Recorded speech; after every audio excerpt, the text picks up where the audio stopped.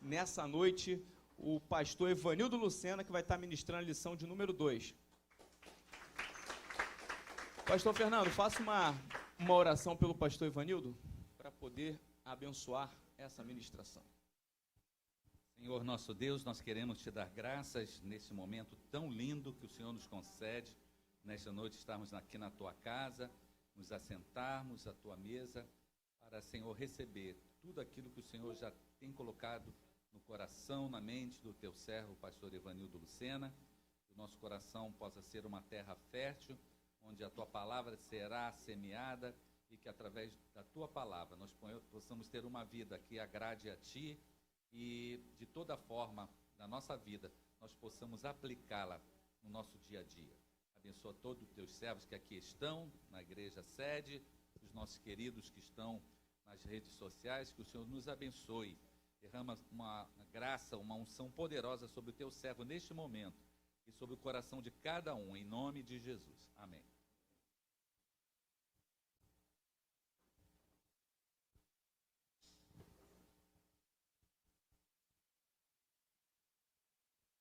A paz de Cristo, meus irmãos, amém? Eu louvo a Deus por essa oportunidade de estar aqui com os irmãos na Escola Bereana, um projeto muito bem sucedido do Departamento de Ensino da nossa igreja, gosto de frequentar e louvo a Deus por estar aqui com companheiros, com irmãos em Cristo, com esse privilégio de poder estudar com os amados sobre a lição aqui dessa noite. Louvo a Deus pela vida do nosso pastor Silas Malafaia, pastor Silas Filho, pastor Odilton Ângelo. Louvo a Deus pela vida do nosso superintendente, pastor Ronaldo, pastor Edvanei, que tem auxiliado nesse trabalho aí muito belo, pastor Fernando Besler, que é uma referência para nós, pastor Gil São Paulo, essa turma toda aí, que sempre tem nos abençoado. E eu quero compartilhar aqui com os irmãos que o pastor Ronaldo, ele não pôde, é ele que estaria ministrando essa aula aqui, mas ele teve um compromisso, e ele pediu para eu substituí-lo. E aprove Deus de que no domingo eu vou estar ministrando essa aula na Devec Bangu. Então, quando ele entrou em contato comigo, eu já estava preparando a lição. Aí eu falei, poxa, pastor Ronaldo, vai ser legal que eu já estou estudando, estou preparando que eu vou ministrar essa aula na Devec Bangu. Só que o pastor Ronaldo, ele não trouxe apenas o desafio, pastor Gilson. Ele trouxe também a solução, porque ele pediu para eu substituir ele, mas ele mandou todo o material, os slides dele, mandou texto. Eu falei, Jesus, o banquete aqui é rico. Então, eu quero deixar aqui pontuado que os créditos desse excelente trabalho aqui dos slides foi esmero do nosso superintendente. Eu coloquei uma coisinha, irmãos, quando eu olhei meus slides que eu estava preparando e vi do pastor Ronaldo, eu fiquei naquela situação de Marta e Maria. Maria escolheu a melhor parte, né, até aos pés de Jesus. Aí eu peguei meus slides, joguei para lá. Eu acho que não foi difícil eu fazer a escolha, não. Fiquei com a melhor parte, entendeu? Eu acho que eu fiz uma boa escolha. Nós vamos trabalhar aqui nessa noite. Primeiro que nós vamos falar sobre a biografia de um gigante, né? Um herói da fé, que é Moisés. É um gigante, é uma biografia muito vasta. E se nós fôssemos falar de todas as qualificadoras de Moisés aqui, seria um seminário, né, pastor Fernando Besler? Porém, eu vou procurar me atentar a duas características principais aqui. Primeiro é sobre liderança. Repita comigo, liderança. Por que liderança, pastor Evanildo? Porque é a temática que vai ser trabalhada em todo trimestre. Fundamentos da liderança cristã, modelos bíblicos de fé, motivação e empreendedorismo. Então, todos os personagens aqui elencados pelo comentarista vai contribuir com alguma característica que venha desenvolver a nossa liderança cristã. E além de liderança, que nós vamos falar sobre liderança nessa noite, também nós vamos falar sobre uma característica principal dos muitos atributos, muitas qualidades que esse gigante da fé Moisés possuía, que é a fidelidade. Repita comigo, fidelidade. Tá bom? Então nós vamos falar aqui, o título da lição é Moisés, um líder fiel à sua casa. Ele tem muitas virtudes. Nós vamos trabalhar várias coisas aqui da biografia de Moisés, mas dando uma prioridade, uma ênfase maior a esta característica que é fidelidade, que é um ponto de destaque na sua liderança. Bom, o texto bíblico básico aqui está na revista, vai trazer a descrição, a narrativa do plano, da estratégia que Deus deu a Joquebede, a mãe de Moisés, um plano de salvação, de proteção. Havia uma sentença de morte sobre a vida de Moisés e todas as crianças hebreias ali no Egito, mas Deus, na sua onisciência, ele já traçou um plano, deu uma visão à mãe de Moisés para salvá-lo, né? Criou ali aquele cestinho de juncos, betumor, de barro, colocou ali no rio Nilo, ali perto dos juncos, nas margens, e salvou Moisés. O texto está aí na revista, vai ser trabalhado no domingo na lição. O texto áureo, sendo fiel ao que o constituiu, como também foi Moisés em toda a sua casa. Irmãos, o cartão de visita do texto áureo já é forte. Mas por que, pastor Evanildo? Porque nós estamos falando aqui da fidelidade de Jesus. E para falar da fidelidade de Jesus, o autor da carta aos Hebreus vai trazer, vai atrelar e trazer como referência nada mais, nada menos do que Moisés. Irmão, isso é forte demais, hein? Imagina falar de algum atributo de Jesus, pastor Edvanei, e atrelar alguma característica sua, né? Jesus, isso é muito forte, isso é um testemunho muito forte. E é divinamente inspirado da parte de Deus. Eu me lembro que o Espírito Santo testificou isso. Então, meu irmão, para você ser um ponto, um referencial para Cristo, não que fosse maior ou melhor que Cristo, é como se tivesse que ver alguém aqui, algo que se aproximasse de Jesus referente à fidelidade. Vamos ver um aferidor de medidas aqui, Moisés.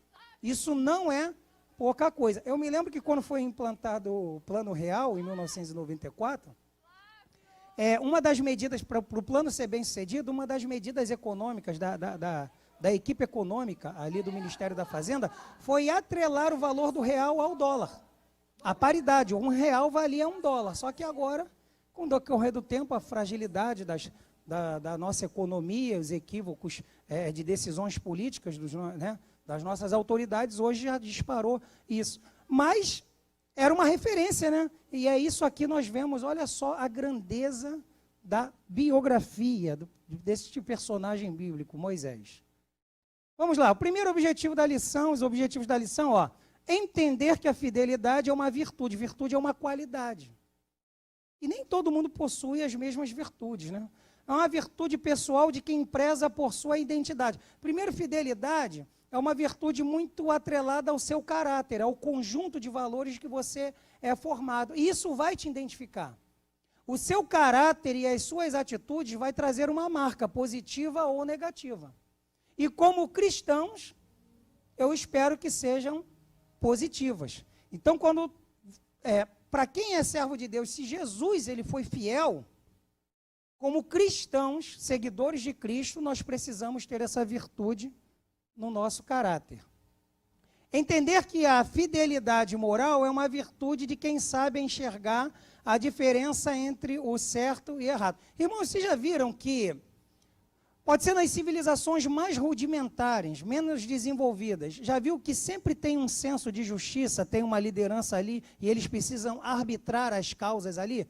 Pode ser uma tribo mais isolada do mundo, mas eles têm, né, mestre Gilson Paulo, eles têm que aferir algum padrão. E qual é o padrão que faz uma sociedade permanecer? Justiça. Por que antes de você aceitar Jesus, quando você faz alguma bobagem, até a criança, ela sabe quando ela faz uma coisa errada, ela se esconde do pai e da mãe? Porque o Criador, o fabricante, colocou dentro de nós um programinha, um aplicativo de um senso moral do que é certo e é errado. É por isso que o autor aos Romanos, ele vai dizer que nenhum dos homens serão inexcusáveis naquele dia de juízo, de falar que não conhece a Deus, porque ele se revelou pela criação. Sabe o que o autor aos Romanos está dizendo? Olha, a natureza já revela a existência de Deus. E ele colocou dentro de você um senso de justiça, do certo ou do errado. Então, não tem como você dizer que é inocente. E entender que a fidelidade espiritual é uma virtude de quem ouve a voz de Deus e lhe obedece. Irmão, se você é fiel a Deus, Deus tem compromisso com quem tem compromisso com Ele. Se você é fiel a Deus e a sua palavra, você vai ter discernimento espiritual para entender os propósitos dele para a sua vida. Amém? Tá, vamos seguir aqui. Tá, introdução. Os meus olhos estarão sobre os fiéis da terra, para que se assentem comigo O que anda no caminho reto, esse me servirá. Olha a palavra de Deus aí, a relevância, olha o valor que o Eterno dá a quem é fiel a Ele.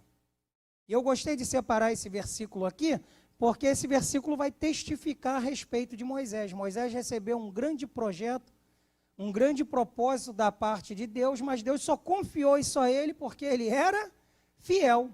Tem pessoas que querem receber no reino de Deus, ou às vezes na igreja, algumas responsabilidades. São até talentosas. Mas às vezes o líder do departamento, o pastor da igreja, quer até lhe confiar alguma coisa, mas você não é fiel. Então, mais importante do que ter talento é ser fiel. Não é, o pastor Edvanei? Às vezes, o pastor Edvanei aqui assessorando o pastor Ronaldo, pode ver até alguém e falar assim, poxa, aquele jovem ali, aquele irmão, tem uma chamada para ser um professor da escola dominical. Ele pode até identificar o talento, mas o Espírito Santo vai testificar com ele, com o pastor Ronaldo, se dá para confiar algum projeto, se ele for fiel. A pessoa pode ser muito erudita, muito talentosa, mas se não tiver compromisso, se não for fiel à liderança. Então, às vezes, você pode até não ter tanto talento, mas se você for fiel, você vai ajudar muito mais. Amém? Pastor Ivanildo. Pois não? Isso é importante. Tem até um livro do John Maxwell, né? Talento não é tudo. Interessante. Então, na verdade, a fidelidade, ela ajuda até a aperfeiçoar, né, as aptidões, as questões inatas do potencial da pessoa.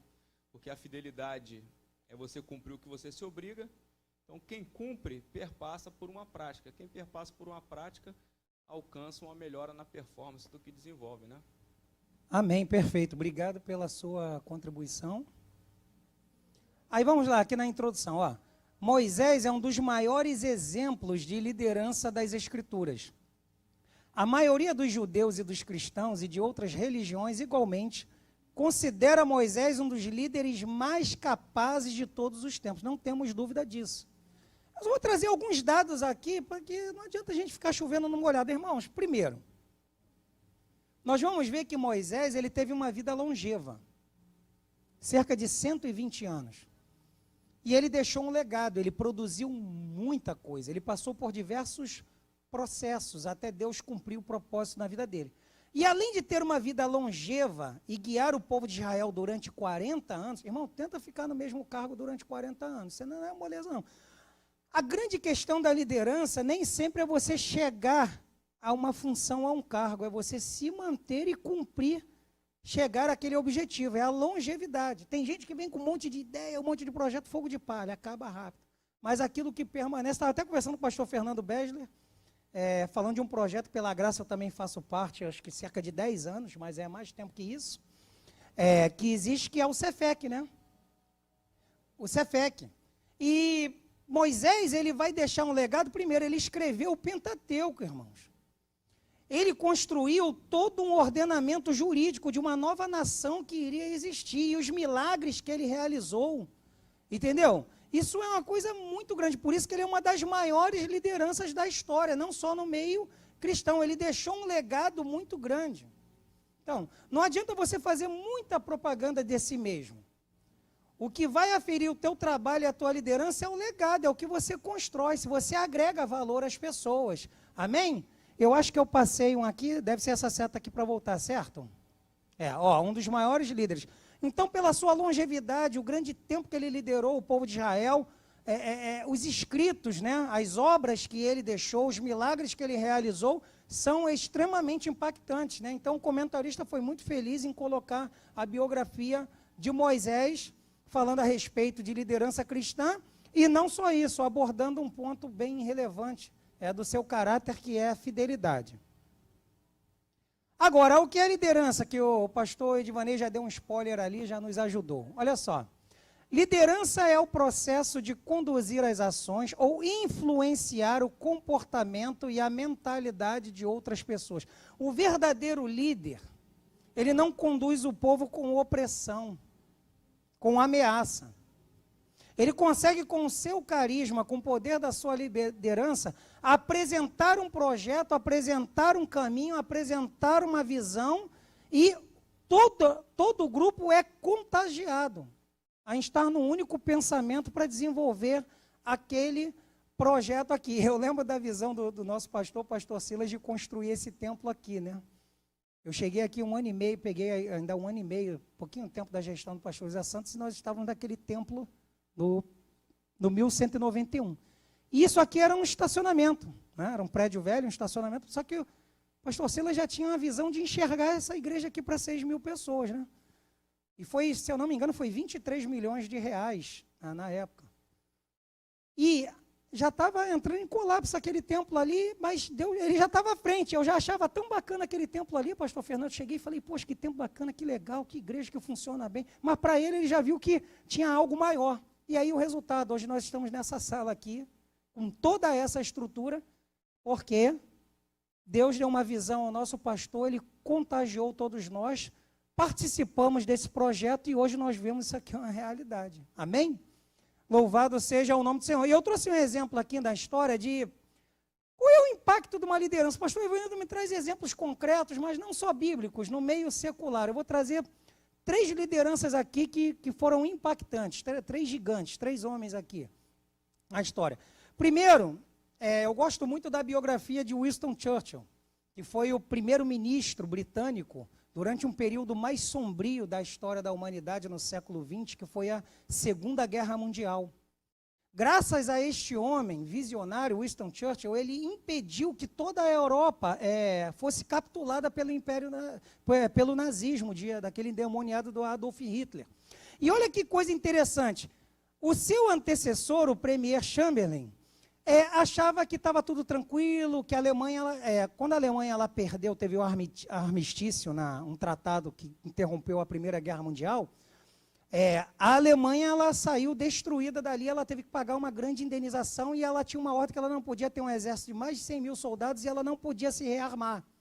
Só que Hitler, na surdina, recuperou a economia da Alemanha, era um cara inteligente, mas usava para o mal. O que aconteceu? A Alemanha, durante anos, ela se organizou e se tornou uma potência bélica. E o Winston Churchill, sozinho, ele ficava gritando, olha, a gente tem que equipar nossas forças armadas, aquela coisa toda. Quando a turma acordou e viu que Hitler começou a invadir a Polônia, a Áustria, fazer aquela lenha toda, enfim, toda a Europa sucumbiu, ele foi a única resistência. Graças à liderança de Winston Churchill, ele conseguiu parar a Alemanha nazista durante 2 anos, até os Estados Unidos da América, que é uma potência, entrar na guerra, reequilibrar as ações, e eu creio que é uma intervenção divina da parte de Deus, quando os Estados Unidos entrou naquela guerra, porque senão o mundo iria sucumbir ao nazismo. E olha que coisa interessante, não deram ouvidos a ele. A Força Aérea Britânica, quando ela começou a se reaparelhar, produzir novos caças, estava no andamento da guerra. E você construir aviões de guerra e navios submarinos, isso não é uma coisa da noite para o dia. É um processo muito demorado. O que aconteceu? A Força Aérea Alemã dizimou a Força Aérea Britânica. Eles ficaram sem defesa. Qual foi o resultado disso? Numa bela noite, a Força Aérea Alemã entra em Londres, no espaço aéreo de Londres, e despeja 2.000 bombas, destruíram Londres em chamas. E os ingleses ficaram aterrorizados, foi transmitido um grande pavor e temor sobre a nação britânica. Mas esse homem, sabe o que ele fez? Para não abater o moral do povo britânico e eles não se renderem aos nazistas, todas as noites ele fazia aparições em público e discursava para que não abatesse o moral. Ele podia ser bombardeado e morrer, mas ele deu o exemplo. Aí, em meio aos escombros, todo dia de noite, ele falou para o staff dele, eu quero aparecer em público, o povo precisa me ver, porque se eu não der o exemplo e não tiver coragem, nós vamos sucumbir. E aí foi o resultado. Salvou todo mundo junto com os Estados Unidos da América. Ele deixou esse legado. Tem um almirante coreano, que eu gosto muito da história dele, pesquise depois. O nome é que é difícil aqui para eu falar, né? O Im Sun-chi. E o que acontece? No século XVI, o Império Japonês, não é sushi não, aquela comida japonesa não, tá? Im Sushi. Esse almirante coreano, ele salvou a Coreia, porque o Império Japonês invadia com frequência a Coreia. E a armada, a frota naval japonesa era poderosíssima, e a Coreia não tinha tantos recursos tecnológicos e financeiros. Esse cara aqui, ele falou, eu preciso dar um jeito nisso, eu preciso salvar o meu povo.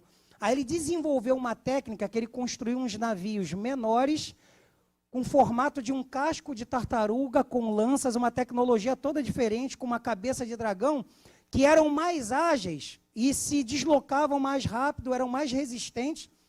Para encurtar aqui a história, que isso é para depois vocês pesquisem.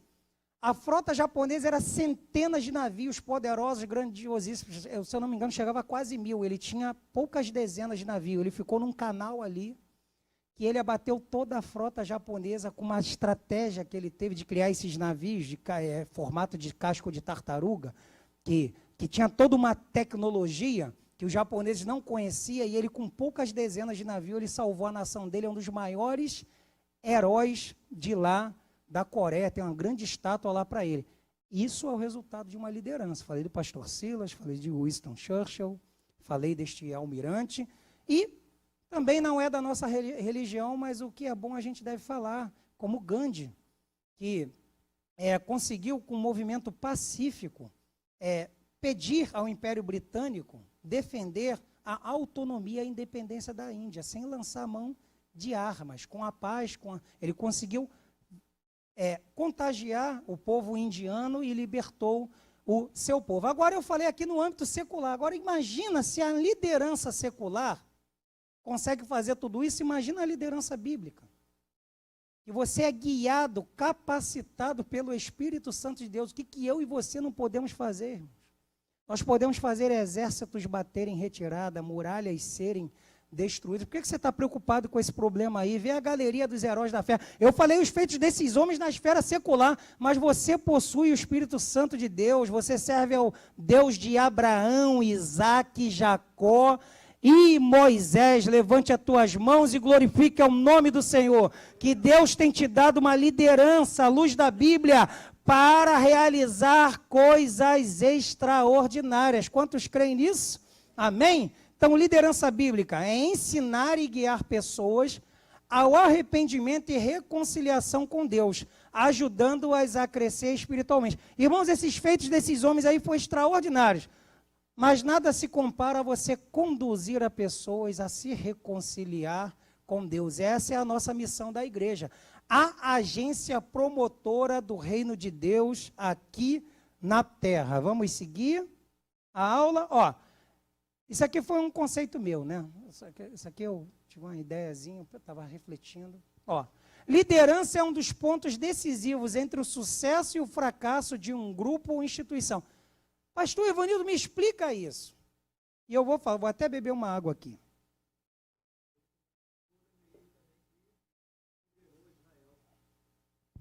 Sim, pode acrescentar, a biografia.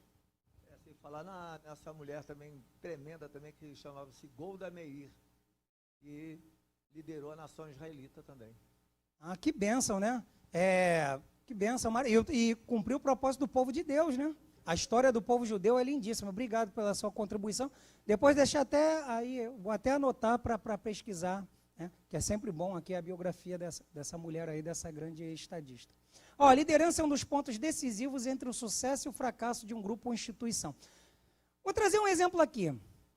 Vocês já viram que, às vezes, uma grande empresa, uma grande corporação, ela começa a ficar deficitária, quase quebrar?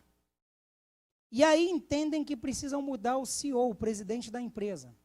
É a mesma empresa, com as mesmas dificuldades, com o mesmo mercado, com a mesma crise econômica, e quando vai um CEO, o cara muda todo o modelo de gestão e aquela empresa que é deficitária, ela começa a gerar lucros. Vocês já viram isso? Qual é o resultado disso? É a liderança, irmãos. Aí você fala assim, pô, mas a empresa é a mesma, o patrimônio é a mesma, o mesmo corpo de funcionários, o mesmo maquinário, é o mesmo produto, no mesmo contexto macroeconômico do país, e o que mudou? É a mudança de gestão, é a liderança. Faz uma diferença. Não? É a visão. Vocês já viram que nos esportes coletivos, claro que nós brasileiros, eu acho que é o pior torcedor do mundo com relação ao futebol. O torcedor brasileiro não tem paciência de nada, né? Dá 40 minutos, não sai um gol. Técnico de futebol é a profissão mais difícil do Brasil, que você vai do céu ao inferno, né?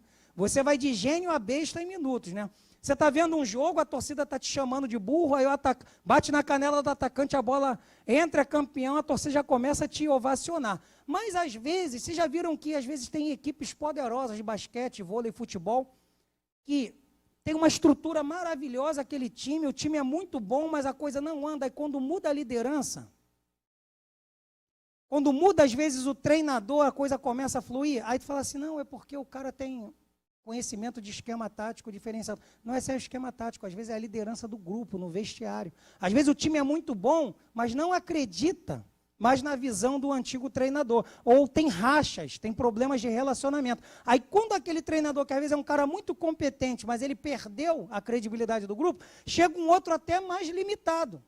Mas o cara faz o grupo acreditar naquele projeto, une todo mundo, quebra aquelas rixas, e aí eles conseguem lograr êxito. Sim ou não? Amém. Também na igreja também não é diferente, irmãos.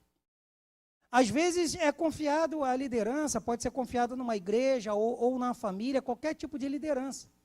Se a liderança ela estiver tomando decisões equivocadas, às vezes a coisa não vai dar certo. Então, a liderança é um ponto crucial entre o sucesso e um fracasso. A liderança que você exerce no meio da tua família é o diferencial entre o sucesso e o fracasso. Você pode levar sua família para prosperar, mas você pode tomar decisões equivocadas que pode destruir com a sua família. Amém? Por isso que é uma temática muito importante para ser trabalhada nesse trimestre. Vamos lá. Ó, fidelidade é uma atitude e conduta... Sim, mestre. Não me permite falar, voltando à questão da liderança vinculada ao sucesso e fracasso. Às vezes, um grande teste da liderança é daquele que lidera querer ter os resultados imediatos.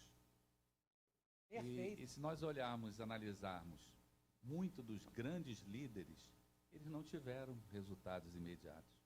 Se a gente considerar mesmo Moisés, ele saiu com quantos milhões de pessoas lá do Egito? Quantos daquela geração entraram na Terra Prometida?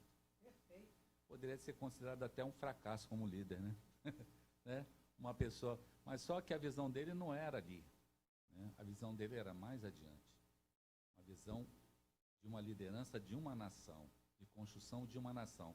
E às vezes nós podemos ser traídos na liderança, na nossa liderança, quando queremos tudo no hoje e agora, no imediato. E esquecemos às vezes que há um preço a se pagar quando se lidera, de não ter, às vezes, os resultados imediatos. E temos a humildade de saber, se nós, como líderes, semearmos aqui agora, outro vai pegar o bastão, levar adiante, e aí sim verá a colheita. Então, nem sempre a liderança está vinculada a um sucesso imediato. Nós temos que ter a humildade de Moisés em considerar isso. Perfeito. E tem um apontamento aqui do pastor Ronaldo, do material que ele me passou no final, que vai falar que a questão da liderança, o objetivo principal, a liderança cristã, é glorificar a Deus. Às vezes o líder ele fica muito preocupado com a reputação dele. Se eu não trouxer resultados imediatos, o que vão pensar de mim? Mas você tem que estar convicto com a visão que Deus te deu. Por exemplo, o Winston Churchill, antes dele ser primeiro-ministro, ele foi um oficial da Marinha. E ele combateu na Primeira Guerra Mundial, e ele comandou milhares de homens. Que ele fez uma operação naval mal sucedida, que mais de 20 mil homens morreram por causa de uma estratégia errada que ele tomou. E durante 20 anos ele ficou se condenando com esse fracasso. E seus opositores apontavam, tipo assim, você é um fracassado, por causa de você 20 mil homens morreram naquela batalha. Acho que era de Galípoli, que ele foi uma estratégia errada que ele deu, morreram. Imagina, uma decisão que você toma, 20 mil homens morrerem. E ele ficou com essa vergonha durante 20 anos, mas ele teve a tenacidade, a liderança, de que quando no momento mais importante que a nação dele precisou na Segunda Guerra Mundial, ele deu a volta por cima, entendeu? Não só com sucesso, né? Também tem seus percalços. O tempo passou, ele foi questionado, só que ele tinha valor, né? Então, a sua liderança nem sempre vai ser aprovada de imediato, vai ser questionada. Vamos lá. Fidelidade é uma atitude e conduta justas. Olha só, fidelidade fala de conduta. Conduta é ação. Não é assim, eu queria tanto que Deus me desse o dom da fidelidade. Não, irmãos, é uma decisão voluntária sua de agir como tal. É racional. Isso parte de nós. Pela devoção de alguém ou alguma pessoa ou uma causa. Ó, devoção a alguém, a alguma pessoa, alguma causa. Pastor Edvanei falou no início que fidelidade é a virtude de se cumprir com aquilo ao qual se obrigou. E é perfeito, eu tinha estudado esse conceito. E ser fiel é você cumprir aquilo que você se obrigou ou prometeu com alguém ou alguma instituição. E isto é uma atitude, não é um dom. É uma atitude, é com ação. As palavras encantam muito, mas os resultados é com a tua atitude. Você pode ter um discurso muito bonito, prometer mundos e fundos, mas o que vai trazer resultado mesmo é a sua atitude. Não adianta você chegar para a sua liderança e falar assim, olha pastor, eu vou ajudar, que eu estou com um projeto assim, assim. O pastor Edvanei, o pastor Ronaldo não precisa de mais novos projetos, já tem muita coisa aqui, a não ser que Deus te traga algo relevante. O que eles mais precisam não é novos projetos, é que você, com atitude, você ajude aqueles que Deus já mostrou para eles. Tem gente que chega às vezes, pastor, irmãos, eu trabalhei muitos anos em filial, ajudando dirigente de filial. Então, às vezes, tem muita gente que vem empolgada, pastor, estou com um projeto aqui de oração, disso, daquilo. Aí você olha, a pessoa não faz 15%, não participa de 15% dos projetos que já tem na igreja, mas ela quer trazer coisas novas, para dizer que foi ela. Então, antes dela trazer algum projeto para o pastor, irmão, apoia primeiro o que já existe. Amém? Ó, incorruptibilidade pela sinceridade, ó, isso aqui são virtudes morais, né, de não se corromper, de você ser sincero, ser íntegro e você cumprir suas promessas e seus votos. Moisés, um hebreu no Egito. Aqui, ó, no tópico 1, o comentarista diz o seguinte, ó, a história de Moisés, um homem que viveu 120 anos, é conhecida por cristãos e não cristãos em todo o mundo, do nascimento à morte. Esta é, sem dúvida, uma das biografias mais amplas de toda a Escritura. Quando se estuda sobre um personagem cuja vida é apresentada com riqueza de detalhes, é possível encadear os acontecimentos de modo cênico. Parece uma coisa de filme, a biografia de Moisés. E nesse tópico aqui, vai falar o seguinte, um hebreu no Egito, ou seja, a sua nacionalidade não era egípcia, mas ele estava num local, numa terra que não estava compatível com as suas origens. Qual é a aplicação que nós podemos trazer para a nossa vida, para nossas vidas? É que o ambiente não pode transformar você negativamente e anular as suas origens. Você pode trabalhar num lugar lá com meio só de ímpio, mas aquele ambiente não pode transformar você. Você pode estar num ambiente que não é cristão, cumprindo algum trabalho, mas o ambiente não muda você, é você que tem que mudar o ambiente. Amém? Moisés, criado no palácio, recebeu toda a educação egípcia, mas ainda tinha o DNA hebreu. Nós vamos ver Daniel, um adolescente com seus amigos, lá na Babilônia. O ambiente, um local de prostituição, de moralidade, de ganância, idolatria, tudo aquilo, só que o ambiente não mudou os seus amigos. Eu me lembro que quando eu fui para a escola da Marinha, eu fui lá para a escola de aprendizes marinheiros em Florianópolis, aí eram 250 alunos, irmãos, 50 se declararam crentes. Eu sei que no final do curso, só 8 que não dobraram seus joelhos a Baal. E o triste é que o pastor Evanildo estava no lado dos 42, né? E foi muito rápido isso, né? Aí você tem um monte de desculpa. Não, eu estava longe da minha igreja, eu estava longe da minha família. Irmãos, e os 8 que permaneceram fiéis, dando testemunho? Então, eu naquela época, junto com os outros 41, né? Quase Alibaba e os 40 ladrões, né? A gente, irmão, eu com 2 meses ali, eu já tinha ido para a galera, irmão. Com os manjares do Egito. E me afastei do evangelho. Pois não, pode falar.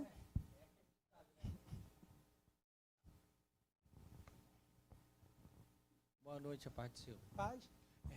É aquele ditado, estou no meio, mas não sou do meio. Perfeito. Nós somos o sal da terra. Agora estou entendendo os cabelos brancos da sua. Pastor Evanildo voltou para os trilhos, muita oração ali da irmã Celina e um grupo de oração de irmãs ali da Assembleia de Deus em Guadalupe. Aí Jeová atendeu as orações aí da serva ali, aqueles cabelos brancos ali. Mas aí eu fui para a galera, irmão. Por quê? Aí eu vou fazer uma aplicação aqui que tem muito a ver com isso. Eu me lembrei agora. Você é o crente chuchu ou o crente beterraba? Você já viu que o chuchu, ele toma o gosto de tudo que mistura ele? Você coloca um camarão, ele vai ficar com gosto de camarão. Coloca ele com linguiça, ele vai tomar o gosto de linguiça. De carne com gás. Agora é a beterraba. Irmão, a beterraba, ela é terrível. Ela deixa a marca dela em tudo quanto é comida. A comida fica ali. Ela não é fácil. Moisés era crente chuchu ou crente beterraba? Moisés era crente beterraba, né, irmão? Estava lá no palácio e tudo, mas deixou a marca dele, né? Aí, só que o pastor Evanildo, lá na escola de aprendizes marinheiros, infelizmente foi crente chuchu, né? Mas Jeová teve misericórdia. Houve redenção para a nossa alma, né? Amém. Hoje é crente, sou crente beterraba, amém. Vamos lá. Bom, a família de Moisés, né? Falamos de um hebreu no Egito. Olha o poder do legado da família, né? Nós vamos ver Arão, que é o pai de Moisés. Olha o significado: amigo do Altíssimo, a sua mãe Joquebede, glória de Jeová. Arão, primeiro sumo sacerdote, Miriam, primeira profetisa. Meu irmão, um camarada com um staff desse, com uma família dessa, é bênção, né? Mas sabe o que é triste? Tem muito rapaz, muita moça que é nascido num lar desse e não dá valor à sua primogenitura. Você vai ver jovens, pessoas que aceitam Jesus, que às vezes vêm da feitiçaria, dá muito mais valor do que nós que nascemos num lar cristão. Eu falo isso que meu avô era funcionário da aeronáutica, nas férias ele era missionário, ele ia lá para o meio dos índios evangelizar. Irmã Celina e minha tia, saudosa irmã Arciete, dirigente de oração, mamãe me levava puxando pela orelha para os trabalhos de oração lá daqueles pandeiros, eu ficava chorando, querendo brincar com as outras crianças, ela beliscava, deixava ali, mas hoje eu dou valor. Mas dei minhas escapadas aí no mundo, né? Por quê? Porque a gente, quando nasce às vezes no evangelho, irmão, a gente não dá valor, irmãos. Agora eu já vi amigos meus que foram criados em lares de feitiçaria, que quando o cara sai de lá e vem para cá, irmãos, às vezes o cara é bem mais crente do que nós que nascemos aqui, pastor Fernando. É ou não é? É triste, eu bati aqui, pode me ajudar? Oi? Então, olha só, a estrutura familiar de Moisés, que foi fundamental para ele se manter firme.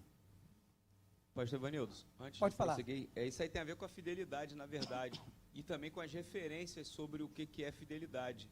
Perfeito. Quando uma pessoa vem de outra religião, e isso é assustador, né? O pastor Silas pregou agora recentemente uma mensagem contundente, né, do que diz respeito à vida cristã. E aí agora na segunda-feira, na reunião de obreiros, eu estava aqui com o Jalisson, né, que foi nosso professor aqui, está voltando, ele teve pela Marinha em missão na Namíbia, né, aí acho que mais de um ano ele ficou lá, e agora na volta com a família dele, ele teve lá uma passagem por Dubai, alguns dias, e a pessoa que estava, né, conduzindo eles lá em algum roteiro lá de passeio e tudo mais, assim, ele falou que era algo categórico, dava um determinado horário que era da oração lá, eles paravam tudo, não tinha essa, assim, não importa se está em via pública, se está no shopping, se está, não importa, e com quem você está. Chegou o momento do ritual para o Deus que eles adoram, eles param tudo e fazem. Então esse parâmetro aí tem a ver com uma questão de fidelidade, e nós temos aonde canalizar nossa fidelidade de uma maneira diferente dos outros, né? Então temos que fazer valer a pena isso. Amém. Jesus fala que o jugo dele é leve. E as pessoas que vêm às vezes essa questão espiritualista, de feitiçaria, sabe por que às vezes eles são mais fiéis do que nós que somos criados aqui? Porque eles conhecem muito bem o outro lado. Eles têm experiências transcendentais com o outro lado e sabem do que o outro lado, o mundo das trevas, é capaz. Então, quando eles mudam, eles não ficam em cima do muro, não, irmãos. Eles não ficam brincando de ser crente, não. Nós não podemos brincar de ser crente, porque o diabo ele não brinca de ser diabo. Meu amigo pastor Silvio, da Assembleia de Deus, Honório Gorgel, ele falava para a gente que o antigo Unibanco, ele falava que o diabo é igual ao Unibanco. Se pudesse, trabalharia 30 horas, né? Você faz hora extra, sabe? E não se cansa, né? Bom, agora vamos aqui, salvo das águas. A Bíblia nos diz que Joquebede colocou Moisés entre os juncos à beira do rio, a margem, a borda, né, do rio, e deixou Miriam observando de longe o que haveria de acontecer com o menino. Olha que coisa interessante a visão da mãe de Moisés. Havia uma sentença de morte, eles estavam numa situação muito desfavorável, fragilizados como escravos. Quantas mães, pastor Fernando, aceitaram que seus filhos fossem mortos. Falaram, não tem jeito, é assim mesmo, se conformaram com essa situação. Joquebede falou assim, não, vai ter que ter uma saída. Eu gerei aqui 9 meses, não foi de graça não. Eu não aceito essa sentença, essa maldição sobre a minha casa. E ela foi buscar uma solução. Qual é a aplicação que nós trazemos para a nossa vida? É que às vezes a sua família sempre passou por uma maldição. Gerações da sua família, de repente, sempre teve divórcio, sempre teve problemas de endividamento. Ninguém nunca foi para uma faculdade, se formou, e você acha, fala assim, não, isso sempre aconteceu, foi a história da minha família, é o que vai ser para mim, vai ser para o meu filho. Não, você tem que quebrar essa maldição, quebrar esse ciclo, e entender que, pelo nome de Jesus, se tinha legalidade de demônios ali escravizando a sua família, com a autoridade do nome de Jesus, isso vai ser uma nova história daqui para frente. Ela não aceitou. E aí Deus deu uma visão e deu um projeto para ela, uma solução. Então, tem alguma área da nossa vida que, de repente, a gente já está convivendo com uma situação há anos, pastor Gilson Paulo, e fala, poxa, é desse jeito mesmo. Todo mundo na minha família fica desempregado, é assim mesmo. Não, é não se conformar. E nós vemos a proatividade de Joquebede. Eu vou confessar uma coisa para os irmãos. Quando eu vim para cá, para a ADVEC, você tem 15 anos, eu sou um cara que eu tenho muito medo de tudo tomar a frente de Deus. Só que esse excesso de zelo, às vezes, me pune com a questão da proatividade. Tudo eu boto na conta de Deus. Eu falo, mas, não, se Deus quiser. Aí, pastor Silas, foi bom ter vindo para cá, porque ele começou a me melhorar nessa área e quebrar paradigmas. Que o pastor Silas, ele fala assim, meu filho, Deus age muito mais na esfera natural do que o sobrenatural. Deus não vai ficar profetizando toda hora, descendo, mandando o anjo, não. Deus, ele é mais reativo às nossas atitudes do que proativo. Ele espera muito que você dê o start, que pela fé você dá o start. Você vê, quando eles chegaram, o povo parou em frente ao Mar Vermelho, eles ficaram, aí Deus falou assim, vocês pararam por quê? Continua marchando, então Deus quer ver a nossa atitude. Tem áreas da nossa vida que estão travadas, sabe por causa de quê? Não é que Deus não quer resolver, não. Deus está falando assim, eu só quero ver uma proatividade tua, só que até hoje você se acostumou com essa situação. Quando é que você vai meter a mão na massa nisso aí? Né? Então foi o que Joquebede fez. Entendeu? Tem coisas que Deus fala, já deu, é só você chegar e agir. Você, com as suas atitudes, você demonstra para Deus se você tem fé ou não. Então, milhares de mulheres perderam seus filhos, mas Joquebede, ela não se conformou com essa sentença. Tá. Aí eu gosto muito desse verso aqui, ó. Romanos 8, 28. E sabemos que todas as coisas contribuem juntamente para o bem daqueles que amam a Deus, daqueles que são chamados segundo o seu propósito. Eu acho sensacional isso aqui, porque se vocês forem ver como foi construída a história de Moisés, pastor de São Paulo, é uma digna novela mexicana, né? Com muitos dramas e reviravoltas, de fazer os dramaturgos, né, ficarem com inveja do que Jeová preparou aqui. Né? Que aí tem uma sentença de morte sobre as crianças, a mãe coloca ele numa cestinha, a princesa pega ele. Mas aí nós vamos ver que durante todo esse cenário caótico, o inferno se levantando contra o povo de Deus, Deus na sua onipotência, na sua eternidade, na sua onisciência, ele traça um plano que ele vê solução para tudo. E às vezes as coisas vão se complicando, parece que está fugindo ao controle, né? Vem uma sentença dessa de morte, ele fala assim, ó, quem vai ser o libertador? Mas aí Deus apresenta um plano aqui para Joquebede. Olha que coisa maravilhosa. Aí a princesa adota Moisés, ainda paga salário para Joquebede criar a criança e já incutir nos primeiros anos da sua infância os valores da sua nação, os valores do Deus Altíssimo. Às vezes as coisas estão caóticas na tua vida, mas Deus, ele não é pego de surpresa. Acontece um revés em alguma área da sua vida que você fica desequilibrado, angustiado. Vocês acham que Deus foi pego de surpresa? Irmãos, antes da fundação do mundo, Deus, ele já sabia que hoje, na data de hoje, todos nós estaremos aqui participando dessa classe. Antes da fundação do mundo, Deus, ele já traçou um plano na vida do pastor Edivanei, do pastor Gilson Paulo, de todos os irmãos aqui. Já sabia o dia que você ia nascer, o que você ia fazer, todos os anos da sua vida, os reveses que você ia passar. Ele não perdeu o controle de nada. É só você ver toda a trajetória, desde o nascimento de Moisés, o inferno se levantando, mas Deus já tinha um plano grandioso.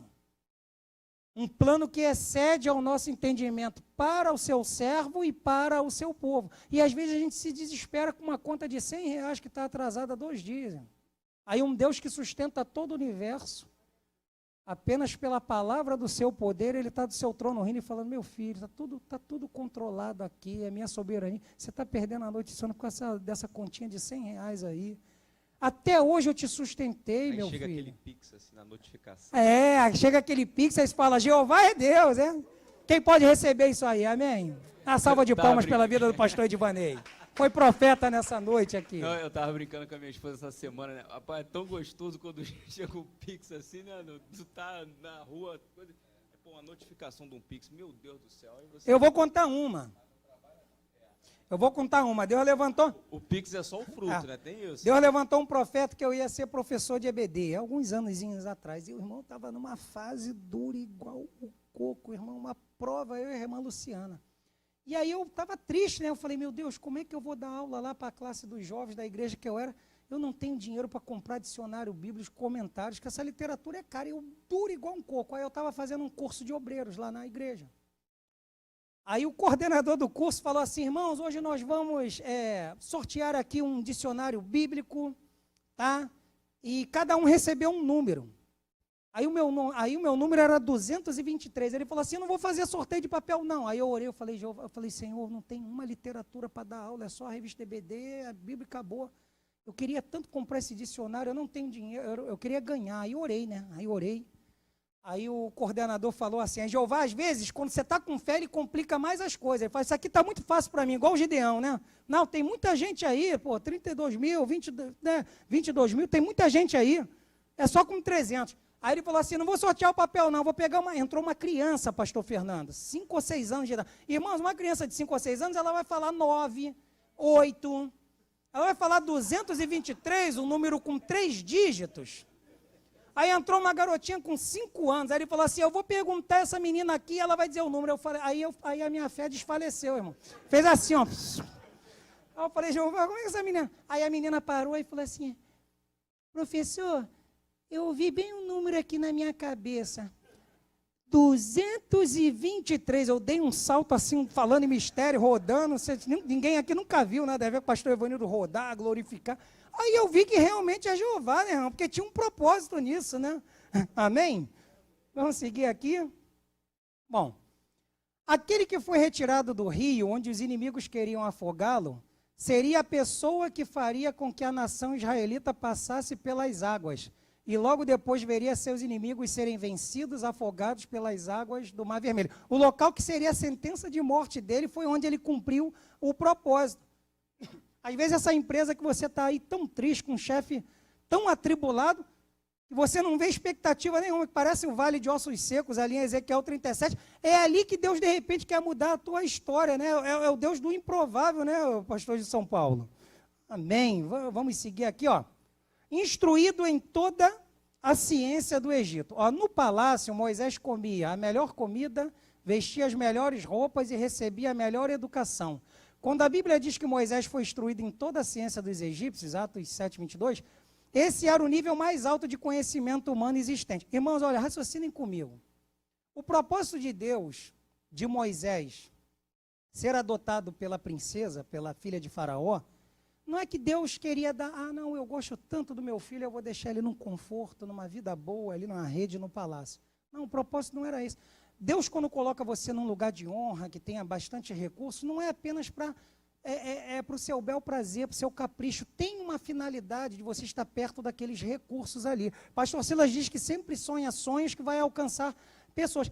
Tinha um propósito dele ir para o palácio, não era só ele botar roupas bonitas e comer boas comidas, não.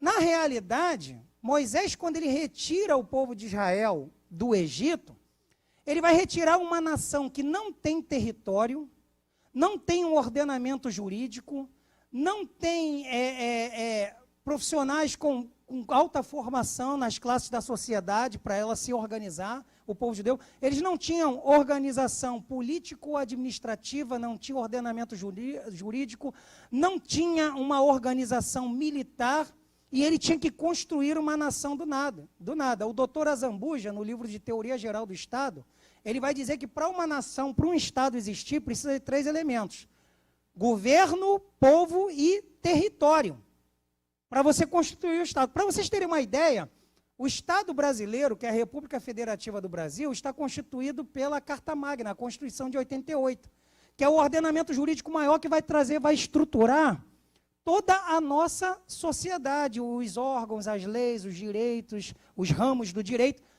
Mas como é que foi produzida a Constituição de 1988? Foi ali com 513 deputados, um Senado com 81 senadores, uma comissão de notáveis juristas, pessoas de todas as sociedades, centenas de cabeças pensantes ali para construir o Estado brasileiro no século XX.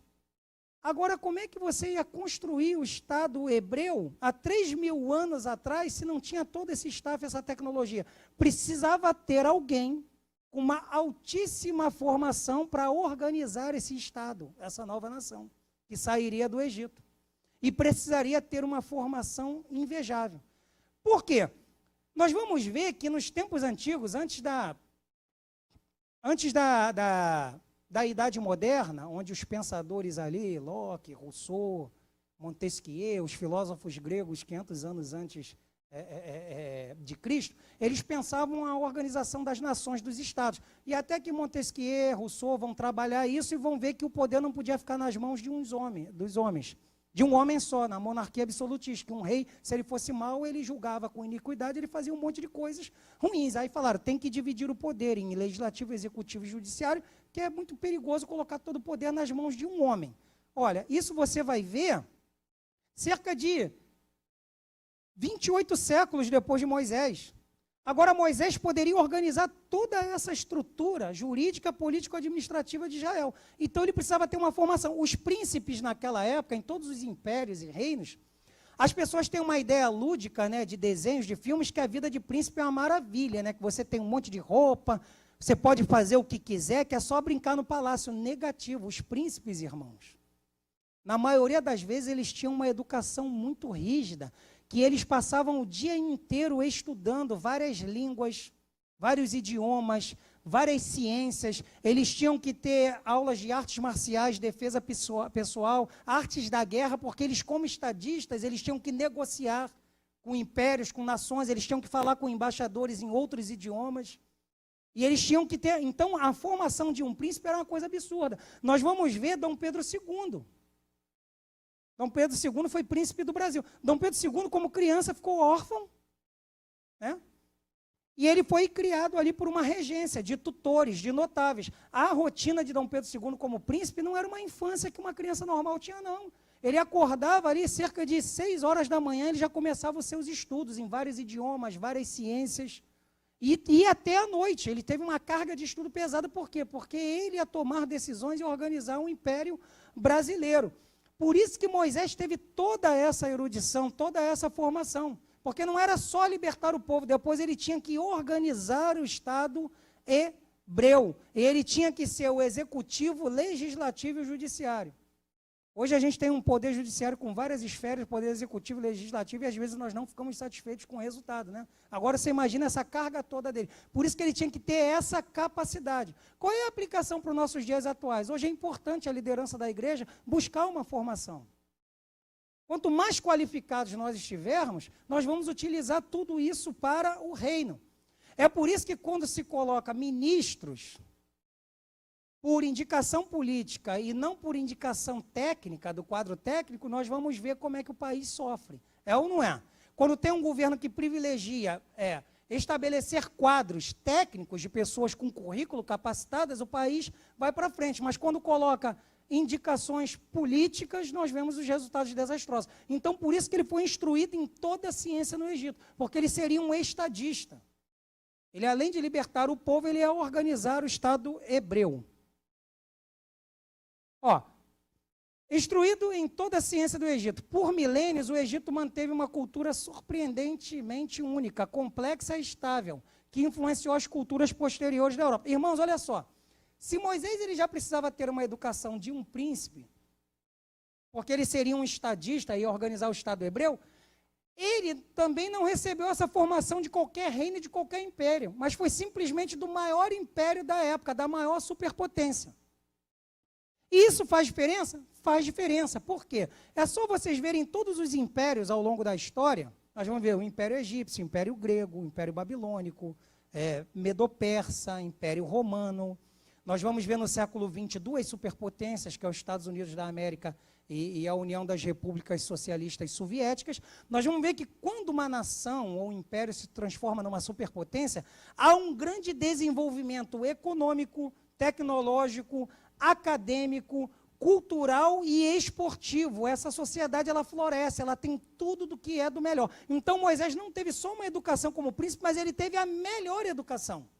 Então, todas as ciências em todas as artes eram o melhor que tinha naquela época. Irmãos, os egípcios, eles eram desenvolvidos na parte de anatomia, embalsamava corpos, a parte da matemática, da engenharia, né? Eles dominavam muito a escrita, a matemática. Muitas ciências eles eram extremamente desenvolvidos, por isso que eles eram a superpotência da época. Então Moisés teve uma formação. Era como se, pastor Edvanei, Moisés fosse mandado para Harvard, Princeton, essas universidades aí americanas. Ele teve a melhor formação. Vocês já viram no século XX que os Estados Unidos e a União Soviética competiam nos Jogos Olímpicos, quem tinha o maior quadro de medalhas? Aquilo ali não é brincadeira de criança não, irmãos. É porque uma superpotência, quando tem um alto desenvolvimento esportivo nos Jogos Olímpicos, demonstra o grau de força e de poder que aquela nação possui. Então foi isso que Deus fez com Moisés. E a questão das pirâmides do Egito, né, que é um enigma, irmãos, olha só, há relatos de que hoje os cientistas e engenheiros ficam bobos, porque a questão das pirâmides do Egito são quilômetros e quilômetros de distância num deserto. Longe, essas pedras não eram próximas, e uma pedra dessa era toneladas, milhares de toneladas, e como é que os homens conseguiam transportar isso? Né? É uma coisa, eu tenho um pensamento aqui, mas não é nada teológico, eu vou guardar para mim, eu divagando, depois ali em off eu vou falar com os irmãos, assim, uma ideia que eu tenho, não está nas Sagradas Escrituras, eu não vou falar aqui, é algo que eu fico confabulando, como é que eles conseguiram e de quem que eles receberam ajuda para fazer isso aí. E não tem explicação. Pode falar? Ah, sim.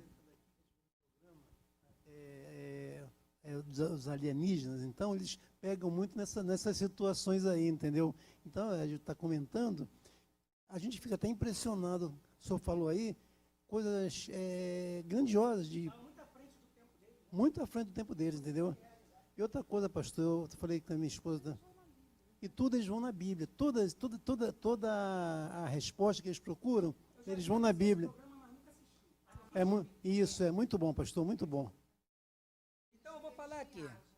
Então eu vou falar aqui, o que eu estou confabulando.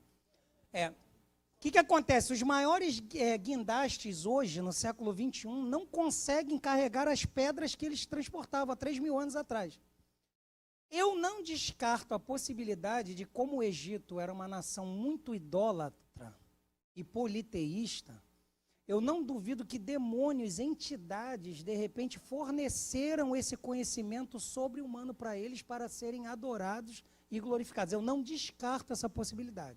Tá? Não está nas Sagradas Escrituras. É uma coisa que, pastor de São Paulo, eu vejo uma certa coerência, de algo deles terem uma revelação sobrenatural de demônios, alguma entidade demoníaca para algum falso Deus que ajudou eles de maneira mística. Tanto que quando Moisés...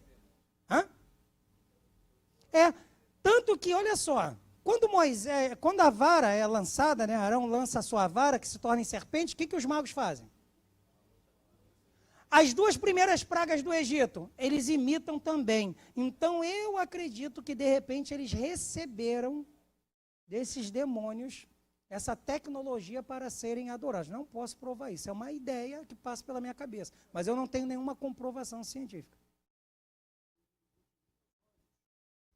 Teve uma senhora lá, que nós vimos, segundo ela recebia dessas entidades aí, de entidades locais, onde os corpos estavam colocados. E fizeram um templo que ele levaria não sei quantos anos, fizeram em 2 anos, que todas as indicações que essa mulher, ela deu, entendeu? Era arqueologista.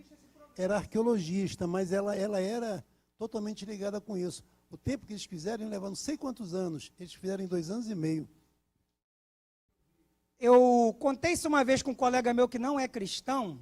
Aí ele, Evanildo, o que você acha das pirâmides do Egito? Eu falei, olha, cara, eu penso nessa possibilidade aqui. Aí ele é de uma outra religião. Ele falou assim, não, eu já estudei isso. E eles tiveram contatos sobrenaturais, sim. Tá? Um amigo meu que não é cristão, ele reforçou, ratificou essa ideia aí. Tá? Mas também tô... Não, mas tem muito picareta por aí, mas uma coisa é fato. Tem muito picareta também, mas o que eu quero...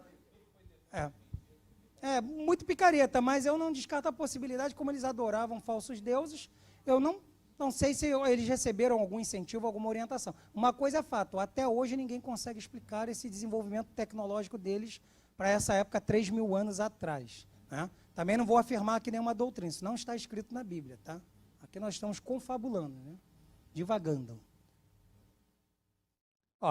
Instruído em toda a ciência do Egito, e Moisés foi instruído em toda a ciência dos egípcios e era poderoso em suas palavras e obras. Atos 7, 22. Aí, se ele era poderoso em palavras e obras, por que ele falou para Deus que ele tinha dificuldade ali de se comunicar com o faraó? Será que era medo? Alguns dizem que era questão do idioma, muito tempo fora, outros falam de gagueira, né? Bom, a verdade é o seguinte, que Deus deu uma solução para o problema, né? Mas a Bíblia fala que ele foi muito bem preparado. Agora, Moisés, um hebreu, pelos hebreus. Isso aqui, nós vamos bater numa tecla de que você tem que valorizar as suas origens e a sua identidade. Por que ele não perdeu a identidade dele, como hebreu? Porque ele teve empatia com o seu povo. Empatia é a capacidade de se colocar no lugar de outrem. Moisés, um hebreu pelos hebreus, apesar de seu status e estilo de vida luxuoso, no entanto, ficaria claro que Moisés se lembrava de suas raízes e simpatizava com seus companheiros israelitas escravizados. Ele estava no palácio, mas ele não se desconectou da realidade da sua nação, do seu povo, das suas origens. Sabe o que significa isso? É um crente que às vezes servia numa igreja, congregava numa igreja pequenininha, numa área bem pobre. Aí Deus prospera, abençoa, ele vai para um bairro nobre, consegue cursar uma boa universidade, mas ele não perde a sua identidade, ele consegue ter comunhão com seus irmãos, né? Voltar ao local de origem. Então isso é muito importante, tá? Essa é uma virtude de um grande líder.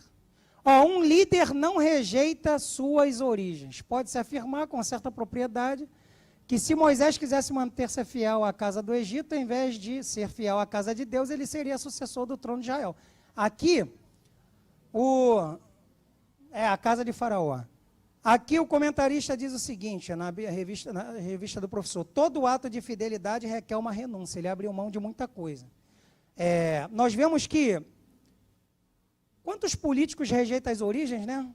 Às vezes, uma determinada classe, um segmento de trabalhador, uma classe social, um grupo ideológico, coloca um político lá, pastor Gil São Paulo, mas por interesse escuso, o cara rapidamente ele abandona suas convicções, né? No toma lá, dá cá. Mas não foi a questão de Moisés. Irmãos, eu vou chamar que minha mãe venha aqui à frente. Vem aqui, irmã Celina. Que Deus me deu uma revelação aqui hoje, quando estava estudando essa lição. Mamãe passou ontem um dia lá em casa, dormiu, ia embora cedo. Fica aqui, mãe, por favor. E aí ela ia embora cedo. Aí minha esposa falou assim, não, poxa, fica aí, passa o dia com a gente. Dona Celina, almoça com a gente. Aí falou assim, Evanildo, leva tua mãe lá para Bereana. Aí eu atolado com a casa, falei, meu Deus, por que eu vou levar minha mãe? Eu vou chegar mais cedo lá, que eu sou um cara metódico, o dia que eu dou aula eu procuro chegar bem cedo, mamãe vai ficar largada lá. Falei, por que eu vou levar minha mãe? Aí o Espírito me deu uma revelação, havia um propósito, mamãe, ter dormido ontem lá em casa, ter passado o dia com a gente. Um líder não rejeita as suas origens. Eu quero dizer que mamãe aqui para mim foi uma joquebede na minha vida. Tá? Sabe por causa de quê? Quando eu tinha 8 anos de idade, minha mãe ela ficou viúva, com 3 filhos para criar. Eu com 8, uma irmã com 10 e outra com 12. 14. Eu com 8, minha irmã Elaine com 10, minha irmã Edilene com 14. E aí mamãe Celina só recebeu cesta básica da parte social da igreja durante poucos meses, mas ela não se conformou com isso. Mamãe podia me tirar da escola, me dar uma caixa de doce se me colocar no trânsito, né? Poderia ficar se relacionando com várias pessoas, ter uma vida promíscua. A mamãe, ela sentou no seu coração que ia criar os 3 filhos sozinha. O que ela fez? Ela foi dar faxina em casa de madame, para sustentar a gente na pagando aluguel. Sozinha, guerreira. Foi a minha Joquebede. E aí, ela está na casa de uma madame, a madame falou, acho que mais ou menos isso. Celina, esse trabalho aqui é pesado para você, ela é pequenininha.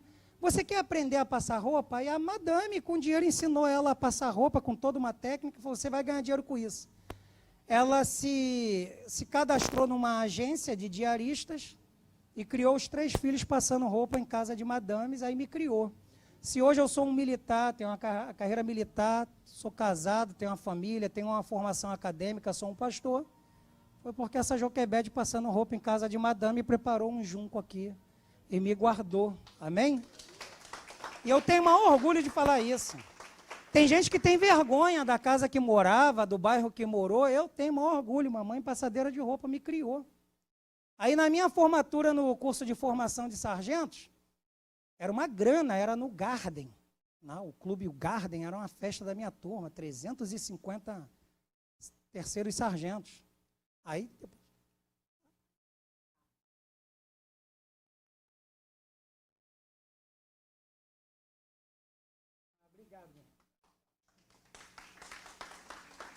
Aí eu sei que era uma grana para a gente alugar o Garden, aí um colega meu falou assim, pô, cara, tá muito caro esse clube, eu não vou pagar essa formatura não, só vou para a solenidade no quartel aqui de manhã.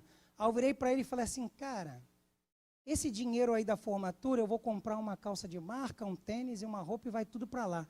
Mas a minha mãe me criou passando roupa em casa de madame. Essa formatura é para ela, ela tem que me ver com essa túnica, com essa farda de gala, que é para ela. Eu vou pagar porque minha mãe merece esse momento. E aí, quando chegou na formatura, ali na Escola de Bombeiros Coronel Sarmento, de manhã, minha mãe, quando me viu com aquela farda, começou a chorar e perdeu a voz.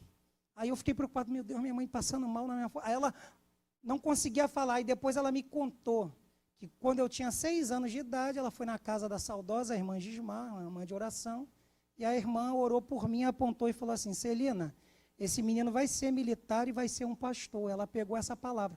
Aí, 30 e poucos anos depois, a irmã descreveu a farda que eu usei na minha formatura. A cor, tudinho, o cap.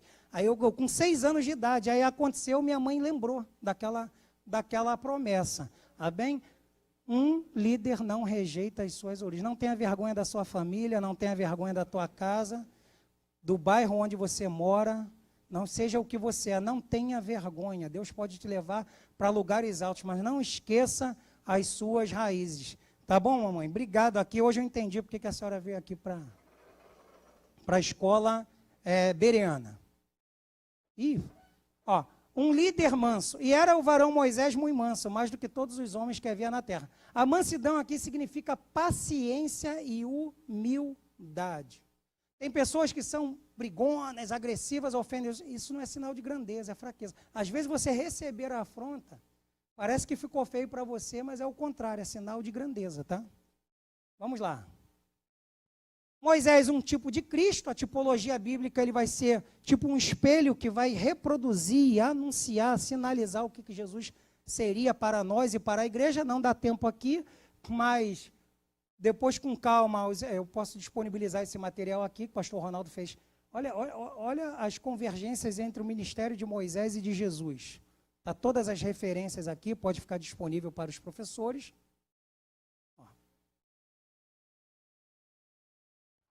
Um líder forjado pelo Senhor. Irmãos, o que é forjar? Forjar significa trabalhar o metal para criar um objeto, um instrumento. No fogo.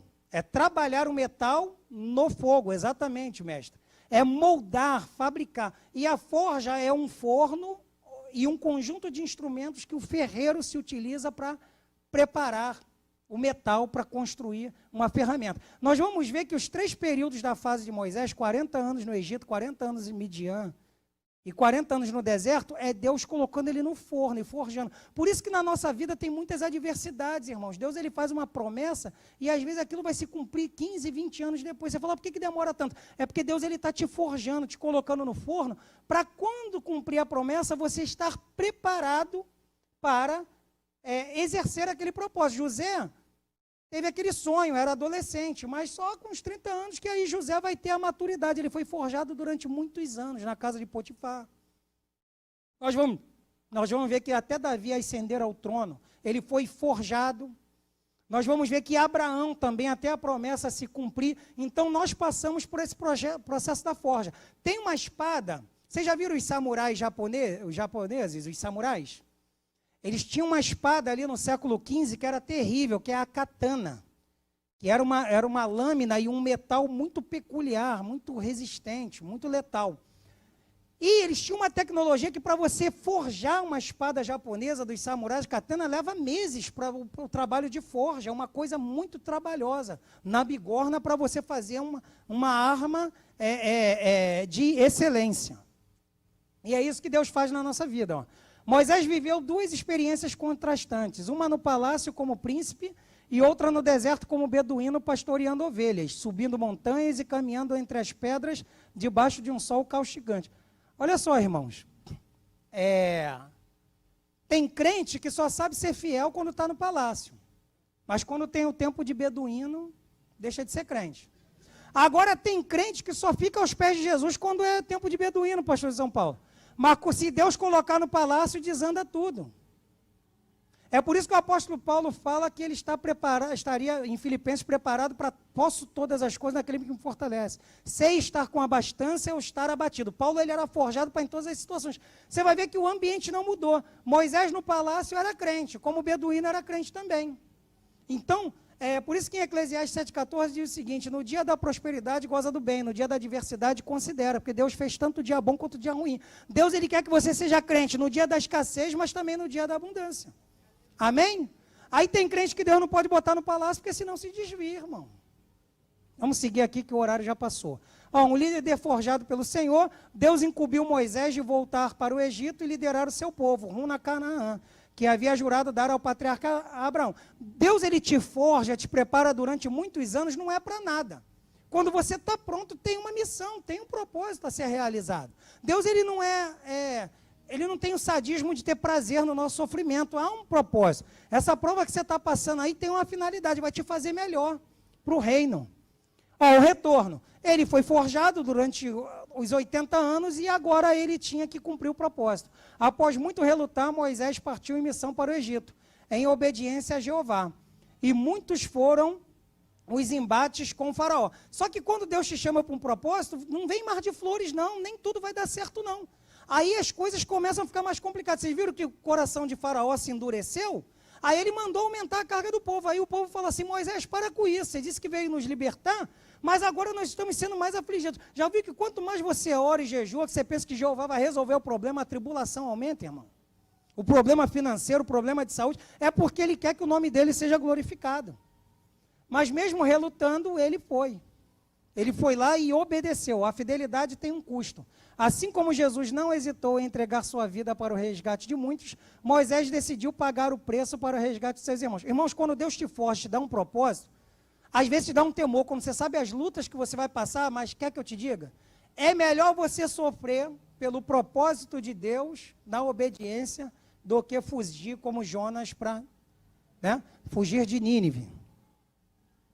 Moisés, maior líder do Antigo Testamento. Esse homem foi chamado por Deus e usado por ele para libertar o seu povo da escravidão egípcia, que já se estendia por mais de 400 anos. Foi 80 anos sendo forjado, mas não era para realizar pouca coisa, né? Olha o que ele realizou aí.